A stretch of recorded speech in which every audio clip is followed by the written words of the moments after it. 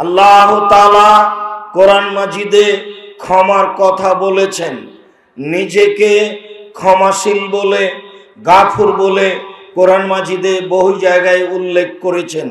সম্মানিত দিনী ভাই বোন, আমরা গত রাতের আলোচনায় বলেছিলাম এই বিশাল কোরআন মাজিদে কি রয়েছে। তাতে বলেছিলাম 1 নম্বরে রয়েছে আল্লাহ তাআলার ক্ষমতা। আল্লাহ ক্ষমতা দেখাতে গিয়ে দেখিয়েছেন আকাশ জমিন, দেখিয়েছেন রাত দিন, দেখিয়েছেন চন্দ্র সূর্য, দেখিয়েছেন বৃষ্টি বর্ষণ করে ঘাস শস্য উৎপাদন করা, দেখিয়েছেন শক্তিশালী জাতিকে ধ্বংস করে দেওয়া। এই হচ্ছে তার ক্ষমতা। দ্বিতীয় কোরআন মাজিদ রয়েছে আল্লাহ তাআলার দয়া। বহু জায়গাতে তিনি নিজেকে রহমান, নিজেকে গাফুর বলে উল্লেখ করেছেন, নিজেকে ওয়াদুদ রাউফ বলে উল্লেখ করেছেন, মানুষকে তার প্রতি ক্ষমা চাওয়ার জন্য আগ্রহী করেছেন। তৃতীয় কোরআন মাজিদ রয়েছে কিছু বিধান, কিভাবে সালাত আদায় করতে হবে, যাকাত দিতে হবে, সিয়াম পালন করতে হবে, হজ করতে হবে, চুরি করলে হাত কাটা যাবে, এরকম কিছু নিয়ম কানুন আছে। 4 মাঝে মধ্যে রয়েছে জাহান্নাম জান্নাতের আলোচনা, ফাঁকে ফাঁকে রয়েছে জাহান্নাম জান্নাতের আলোচনা। এই হচ্ছে বিশাল কোরআন মাজিদ, 30 পারা কোরআন মাজিদের সংক্ষিপ্ত বিবরণ। সম্মানিত দিনী ভাই বোন, ক্ষমার ব্যাপারে আল্লাহ তাআলা বলেন ফালাম আন্নাহু লা ইলাহা ইল্লাল্লাহ, মুহাম্মদ সাল্লাল্লাহু আলাইহি সাল্লাম আপনি জেনে নেন আল্লাহ ছাড়া কোনো মাবুদ নেই। আপনি এই ব্যাপারে নিশ্চিত হন যে আল্লাহ ছাড়া কোনো মাবুদ নেই। আস্তাগফির লিযামবিক, তারপর আপনি আপনার পাপের জন্য ক্ষমা চান। জানতে হবে যে তিনি ক্ষমা করতে পারেন, এইটা আগে জেনে নেন, তারপরে আপনি ক্ষমা চান। ওয়ালিল মুমিনিনা ওয়াল মুমিনাত, আর আপনি ক্ষমা চান মুমিন পুরুষ নারীর জন্য। যারা মুমিন পুরুষ, যারা মুমিন নারী, সকলের জন্য আপনি ক্ষমা চান। আমাদেরকেও নিজের জন্য, সকলের জন্য ক্ষমা চাইতে হবে। ওই দোয়াটি বললে নিজের জন্য, বাপ মায়ের জন্য, সকল মুমিন পুরুষ নারীর জন্য হয়ে যাবে। রব্বিক ফিরলি ওয়ালিওয়ালিদাইয়া ওয়ালিমান দাখালা বাইতে মুমিনান ওয়ালিল মুমিনিনা ওয়াল মুমিনাত, হে আমার প্রতিপালক, তুমি আমাকে ক্ষমা করো, আমার বাপ মাকে ক্ষমা করো, যারা ইসলাম গ্রহণ করে আমার নিকটে এসেছে, মুমিন পুরুষ নারী, তাদের তুমি ক্ষমা করো। অত্র দোয়াতে সব ধরনের লোকের, মুমিন পুরুষ নারীর জন্য ক্ষমা চাওয়ার কথা বলা হয়েছে। আপনি যখন অত্র দোয়াটি পড়বেন, তখন নিজের জন্য, বাপ মায়ের জন্য, জনগণ, মুমিন পুরুষ নারীর জন্য ক্ষমা চাওয়া হবে। অনেক আয়াত আছে এই ব্যাপারে। আল্লাহ তাআলা বলেন, মুসা আলাইহিস সালাম বলেছেন রব্বিক ফির ওয়ারহাম ওয়া আনতা খায়রুর রাহিমিন, হে আমার প্রতিপালক, তুমি ক্ষমা করো, তুমি দয়া করো। মুসা আলাইহিস সালাম এক থাপ্পড় দিয়ে একটা লোককে মেরে ফেলে বলেছিলেন রব্বি ইন্নী যালামতু নাফসি ফাগফিরলি, হে আমার প্রতিপালক, আমি অন্যায়ভাবে একটা মানুষকে হত্যা করে নিজের প্রতি জুলুম অত্যাচার করেছি, তুমি আমাকে ক্ষমা করো। কোরআন মাজিদ পড়লে দেখলে একাধিক আয়াত রয়েছে যেখানে ক্ষমা চাওয়ার জন্য আল্লাহ তাআলা আদেশ করেছেন, যেখানে আল্লাহ তাআলা নিজেকে ক্ষমাশীল বলেছেন।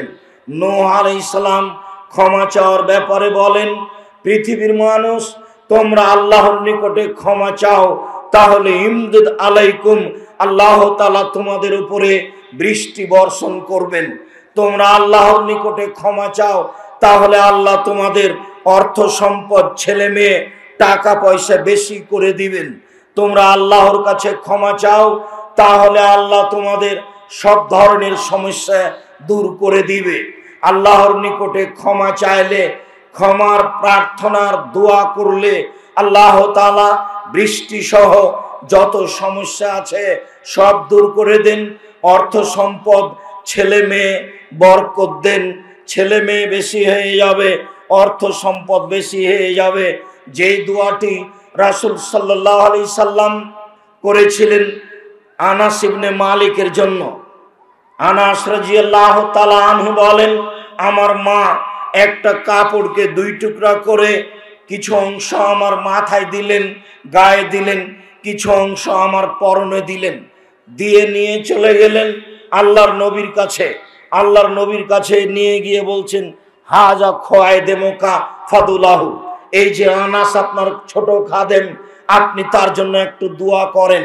তখন আল্লাহ রাসূল বললেন, আল্লাহুম্মা কসির মালাহু ওয়া ওয়ালাদাহু ওয়া আতিল উমরাহু ওয়াগফির লাহু ওয়ারহামহু ওয়া বারিক লাহু ফিমা রাযাকতাহু। আল্লাহ, তুমি আনাসকে দীর্ঘজীবী করো, তুমি তার অর্থ সম্পদ বেশি করে দাও। আল্লাহ, তুমি আনাসকে ক্ষমা করো। আল্লাহ, তুমি আনাসের প্রতি দয়া করো। আল্লাহ, তুমি আনাসকে যে রুজি দিয়েছো তাতে তুমি বরকত দাও।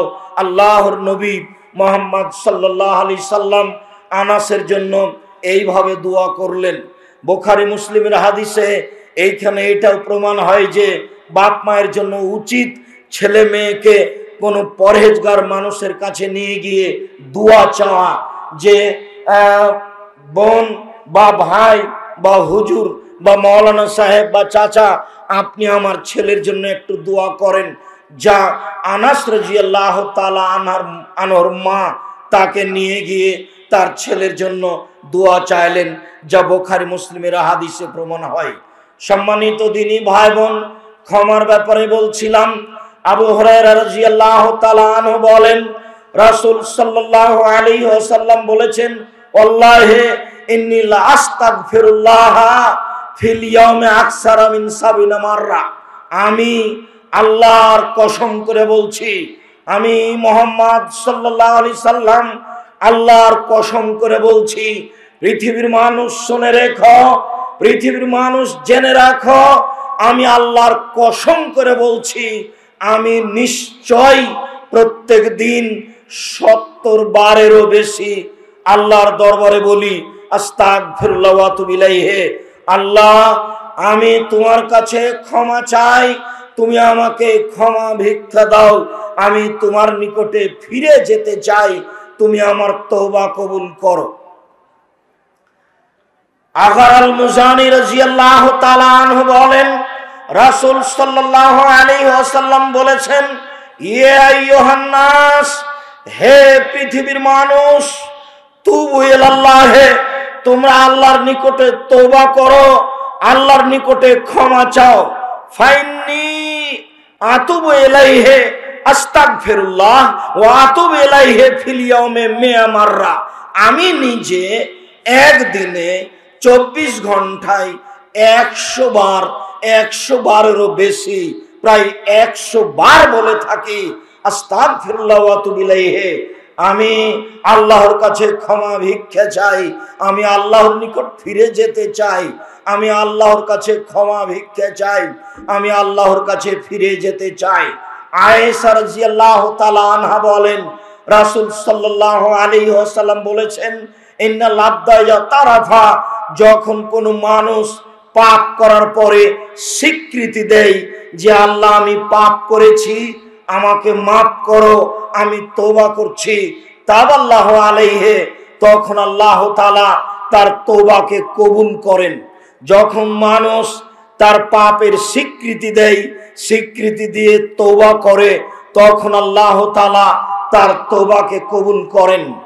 আবু হুরায়রা রাদিয়াল্লাহু তাআলা আনহু বলেন, রাসূল সাল্লাল্লাহু আলাইহি ওয়াসাল্লাম বলেছেন, মান তাবা কাবলা আন তাগরিবা শামস, মানুষ মিনাল মাগরিব, অতদিন পর্যন্ত আল্লাহ তাআলা মানুষের তওবা কবুল করবেন যতদিন পর্যন্ত সূর্য পুনরায় পশ্চিম দিকে না ডুবছে। যখন সূর্য পশ্চিম দিকে ডুববে আর পূর্ব দিক থেকে উঠবে না, ততদিন পর্যন্ত আল্লাহ তাআলা মানুষের তওবা কবুল করবেন। আবু হুরায়রা রাদিয়াল্লাহু তাআলা আনহু বলেন, রাসূল সাল্লাল্লাহু আলাইহি ওয়াসাল্লাম বলেছেন, ইন্নাল্লাহা ইয়াকবালুত তাওবা কাবলা ইউগারগির, যতক্ষণ পর্যন্ত মানুষের মোটা শ্বাস না আসছে মরণের মোটা শ্বাস ততক্ষণ পর্যন্ত আল্লাহ তাআলা মানুষের তওবাকে কবুল করবেন। মোটা শ্বাস শুরু হয়ে গেলে মানুষ যদি তওবা করে তাহলে তখন তওবা কবুল নাও হতে পারে। মরণের মোটা শ্বাসের পূর্ব পর্যন্ত তওবা করলে আল্লাহ তাআলা মানুষের তওবা কবুল করবেন, মানুষকে ক্ষমা করে দিবেন। এই কথা রাসূল সাল্লাল্লাহু আলাইহি ওয়াসাল্লাম বলেন। আবু হুরায়রা রাদিয়াল্লাহু তাআলা আনহু বলেন, রাসূল সাল্লাল্লাহু আলাইহি ওয়াসাল্লাম বলেছেন, পৃথিবীর মানুষ শুনে রেখো, লাউলাম তুজনেবু লা যাহাবাল্লাহু বিকুম ওয়ালা জাআ বিকওমিন ইজনেবুনা ওয়া ইস্তাগফিরুনাল্লাহা ওয়া ইয়াগফিরু লাহুম। তোমরা যদি পাপ না করতে তাহলে আল্লাহ তাআলা আবারও এমন একটি জাতি সৃষ্টি করতেন যে জাতি পাপ করার পরে আল্লাহর কাছে ক্ষমা চাইতো, তখন আল্লাহ তাআলা তাকে ক্ষমা করে দিতেন। কাজেই এই কথার অর্থ এই নয় যে মানুষকে আল্লাহর নবী পাপ করতে বলছেন, বরং আল্লাহর নবী এই কথা বলছেন যে পৃথিবীর মানুষ তোমাদের যদি পাপ হয়ে যায় তাহলে তোমরা আল্লাহর কাছে ক্ষমা চাও। পাপ হয়ে যাওয়ার কারণে নিরাশা হয় না, মানুষেরই পাপ হতে পারে, এটাই স্বাভাবিক। ফেরেশতার পাপ হবে না, কেননা ফেরেশতার পাপ করার মতো কোনো ক্ষমতা নেই। আবু হুরায়রা রাদিয়াল্লাহু তাআলা আনহু বলেন, রাসূল সাল্লাল্লাহু আলাইহি ওয়াসাল্লাম বলেছেন, তুবা লিমান কানা ফি সাহিফাতিহি ইস্তিগফারান কাসীরা। নিশ্চয় ওই লোকটাই বিচারের মাঠে বেশি সফল হবে। নিশ্চয় ওই লোকটাই বিচারের মাঠে বেশি সফল হবে যে তার খাতাতে বেশি বেশি তওবা ইস্তেগফার দেখতে পাবে। যারা বেশি বেশি বলেছে আস্তাগফিরুল্লাহ ওয়া আতুবু ইলাইহি, আস্তাগফিরুল্লাহ ওয়া আতুবু ইলাইহি, তারা বিচারের মাঠে বেশি সফল হবে। তাদের সফলতা রয়েছে বিচারের মাঠে। এই কথা রাসূল সাল্লাল্লাহু আলাইহি সাল্লাম বলেন। শুধু আপনার নিজের জন্য নয়, আপনি আপনার পিতা মাতার জন্য ক্ষমা চাইবেন।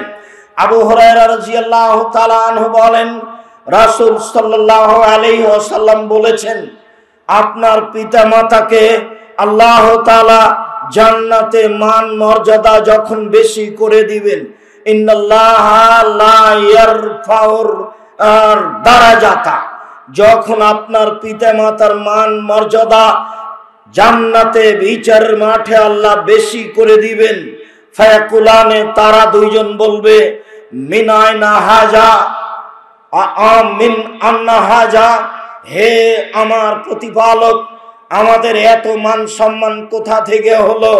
আমরা তো এত মান সম্মান পাওয়ার মতো ইবাদত করিনি, তওবা ইস্তেগফার করিনি।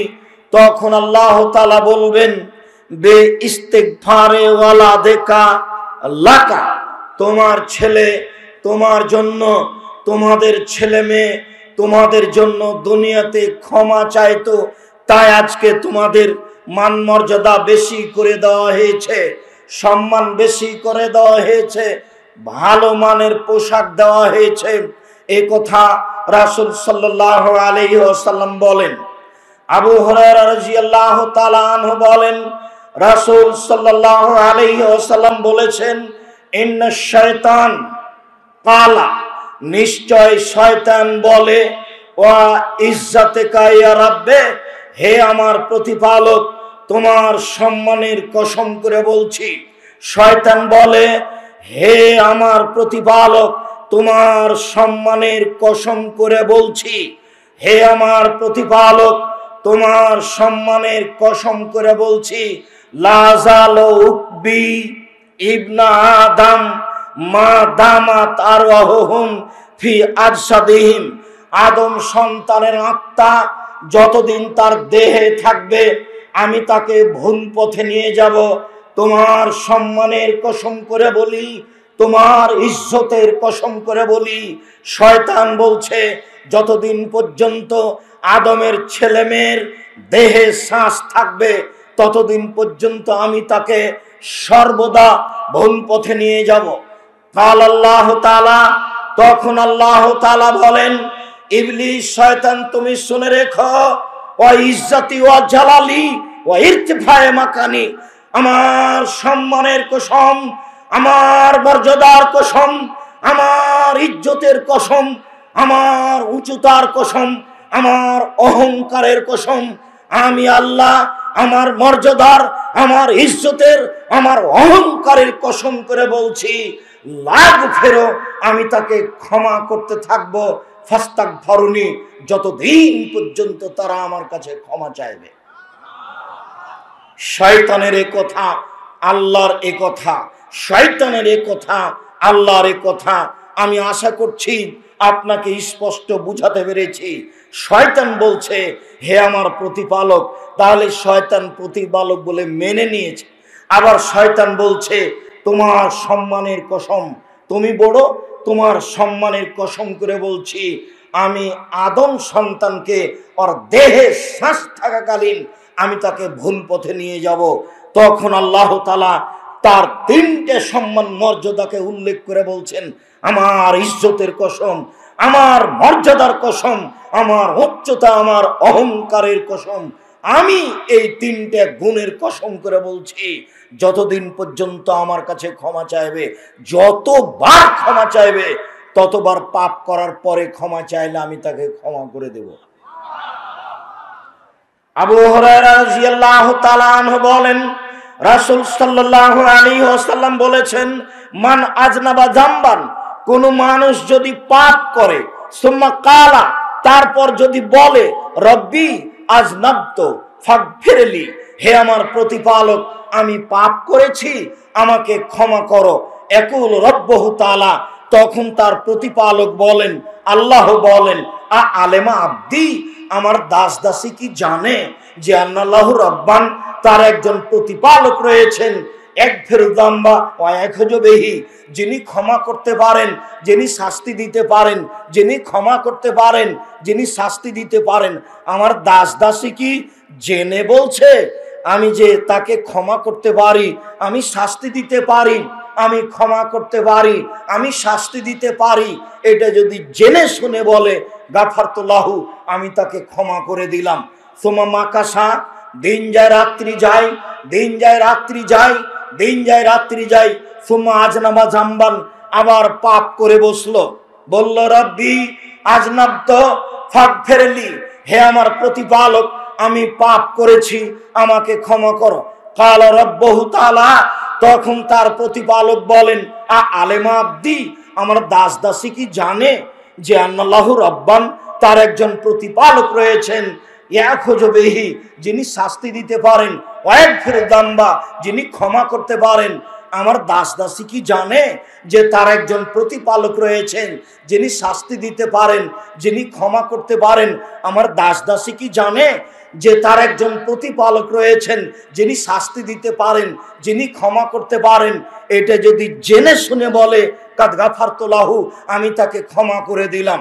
সুম্মা মাকাসা, দিন যায় রাত্রি যায়, দিন যায় রাত্রি যায়, দিন যায় রাত্রি যায়, সুম্মা আজনাবা জামবান, তারপরে আবার পাপ করে বসলো। পাপ করার পরে বলে, রব্বি আজনাবতু ফাগফিরলি, হে আমার প্রতিপালক, আমি পাপ করেছি, তুমি আমাকে ক্ষমা করো। ফাকালা রব্বুহু তাআলা, তখন তার প্রতিপালক বলেন, আ আলেমা আব্দি, আমার দাস দাসী কি জানে, সে কি জেনে শুনে বলছে, সে কি সত্যি আমাকে জানে যে আমি শাস্তি দিতে পারি, আমি ক্ষমা করতে পারি, যে আমি শাস্তি দিতে পারি, আমি ক্ষমা করতে পারি। এটা জেনে শুনে যদি বলে, কাদ গাফারতু লাহু, আমি তাকে ক্ষমা করে দিলাম। যতবার জীবনে তার ঘটবে, ততবার যদি বলে, আমি আল্লাহ তাকে ক্ষমা করে দিব। হাদিস বুখারী মুসলিম। যতবার শয়তান আপনাকে বিপাকে ফেলতে চাইবে, ততবার যদি আপনি আল্লাহর দরবারে হাজির হন, কান্নাকাটি করে ক্ষমা চাওয়ার বিষয়টি পেশ করেন, ততবার আল্লাহ তাআলা ক্ষমা করে দিবেন। যা রাসূল সাল্লাল্লাহু আলাইহি সাল্লাম বলেন, একাধিক হাদিস। আবু যার গিফারী রাদিয়াল্লাহু তাআলা আনহু বলেন, রাসূল সাল্লাল্লাহু আলাইহি ওয়াসাল্লাম বলেছেন, আল্লাহ তাআলা বলেন, মানে হাদিসে কুদসি, আল্লাহ তাআলা বলেন, ইয়া ইবনা আদম হে আদমের ছেলে মেয়ে শোনো, ইন্নাকুম তুখতিউনা বিল্লাইলি ওয়ান নাহার, হে আদমের ছেলে মেয়ে শোনো, ইন্নাকুম তুখতিউনা বিল্লাইলি ওয়ান নাহার ওয়া আনা আগফিরু যুনুবা জামিয়া, তোমরা দিন রাত পাপ করো আর আমি সব পাপ ক্ষমা করে দিই। তোমরা দিন রাত পাপ করো আর আমি সব পাপ ক্ষমা করে দিই। তোমরা দিন রাত পাপ করো, আমি সব পাপ ক্ষমা করে দিই। আদম সন্তান শুনে রেখো, ফাস্তাগফিরুনি, তোমরা আমার কাছে ক্ষমা চাও, আগফির লাকুম, আমি তোমাদের ক্ষমা করে দিব। আগফির লাকুম, আমি তোমাদের ক্ষমা করে দিব। আগফির লাকুম, আমি তোমাদের ক্ষমা করে দিব। আবু হুরায়রা রাদিয়াল্লাহু তাআলা আনহু বলেন, রাসূল সাল্লাল্লাহু আলাইহি ওয়াসাল্লাম বলেছেন, মান আলেমা, যে ব্যক্তি জানলো, আন্নি যু কুদরা আলাল মাগফিরা, যে আমি ক্ষমা করতে পারি, যে ব্যক্তি জানলো যে আমি ক্ষমা করতে পারি, যে ব্যক্তি জানলো যে আমি ক্ষমা করতে পারি, আমি তাকে বলছি, শুনে রেখো, যেহেতু তুমি জেনে আমাকে বলছো যে আমি ক্ষমা করতে পারি, গাফারতু লাকা, আমি তোমাকে ক্ষমা করে দিলাম। ওয়ালা উবালি, আমি পরোয়া করি না তুমি কত বড় পাপী, আমি পরোয়া করি না তুমি কত বড় পাপী, আমি পরোয়া করি না তুমি কত বড় পাপী। বিগত দিনের একটি হাদিস আবারও আপনাকে শোনাই, আপনার মনে আছে কিনা? হাদিসে কুদসি। আনাস রাদিয়াল্লাহু তাআলা আনহু বলেন, রাসূল সাল্লাল্লাহু আলাইহি সাল্লাম বলেছেন, আল্লাহ তাআলা বলেন, ইবনা আদম, হে আদমের ছেলে মেয়ে শোনো, মা দাওয়াতানি ওয়া রাজাতানি, তুমি আমাকে যেভাবে ডাকো আমি সেভাবে থাকি, তুমি যেভাবে আশা পোষণ করো সেভাবে আমি পূর্ণ করে থাকি। আদম সন্তান শোনো, তুমি যেভাবে ডাকো আমি সেভাবে থাকি, তুমি যেভাবে আশা পোষণ করো আমি সেভাবে পূর্ণ করে থাকি। গাফারতু লাকা ওয়ালা উবালি মা কানা মিনকা ওয়ালা উবালি, তোমার যত পাপ আছে আমি সব ক্ষমা করে দিলাম, আমি পরোয়া করি না তুমি কত বড় পাপী, আমি পরোয়া করি না তুমি কত বড় পাপী, আমি পরোয়া করি না তুমি কত বড় পাপী। যেহেতু তুমি আমাকে জেনে ক্ষমা চাচ্ছ, আমি তোমাকে ক্ষমা করে দিলাম। ইবনা আদম লাউ বালাগাত জুনুবুকা আনানাস সামায়ে, হে আদমের ছেলে মেয়ে শোনো, তোমাদের পাপ বেশি হতে হতে যদি আকাশে লেগে যায়, পাপ আর পাপ, সারা পৃথিবী পাপে পরিপূর্ণ হয়ে আছে, ফাস্তাগফিরতানি, এরপরে যদি তুমি আমার কাছে ক্ষমা চাও, গাফারতু লাকা, আমি তোমাকে ক্ষমা করে দিব। ওয়ালা উবালি, আমি পরোয়া করি না তুমি কত বড় পাপী, আমি পরোয়া করি না তুমি কত বড় পাপী, আমি পরোয়া করি না তুমি কত বড় পাপী হোক না কেন তোমার পাপ আকাশ জমিন পরিপূর্ণ, চাইলে আমি তোমাকে ক্ষমা করে দিব। পরের বাক্যে আল্লাহ তাআলা বলেন, বিচারের মাঠে বলবেন, ইবনা আদম লা আতাইতানি বিকুরাবিলার যে খাতায়া সুমা লাকিতানি লা তুশরিক বিশায়া লা আতাইতুকা বিকুরাবিহা মাগফিরা, হে আদমের ছেলে মেয়ে শোনো, আজ বিচারের মাঠে উপস্থিত হয়েছ আকাশ জমিন পরিমাণ পাপ নিয়ে, পাপ আর পাপ, তোমার পাপে আকাশ জমিন পরিপূর্ণ হয়ে আছে। মনে রেখো আদম সন্তান, আমি তোমার পাপ সমপরিমাণ ক্ষমা নিয়ে উপস্থিত হয়েছি। তোমার যে পরিমাণ পাপ আমার সেই পরিমাণ ক্ষমা, তোমার যে পরিমাণ পাপ আমার সেই পরিমাণ ক্ষমা, তোমার যে পরিমাণ পাপ সেই পরিমাণ ক্ষমা, তোমার যে পরিমাণ পাপ সেই পরিমাণ ক্ষমা। যদি শিরক না করো, যদি শিরক না করে থাকো, তাহলে আজ বিচারের মাঠে তোমার সব পাপ ক্ষমা করে দেওয়া হবে। সম্মানিত দিনী ভাই বোন, আপনারা অবগত হন আল্লাহর ক্ষমা, আপনারা অবগত হন আল্লাহর দয়া, সেইভাবে আল্লাহর কাছে ক্ষমা চাওয়ার জন্য, দয়া চাওয়ার জন্য ব্যস্ত হয়ে পড়েন, সহজেই দয়া ক্ষমা পাওয়া যাবে।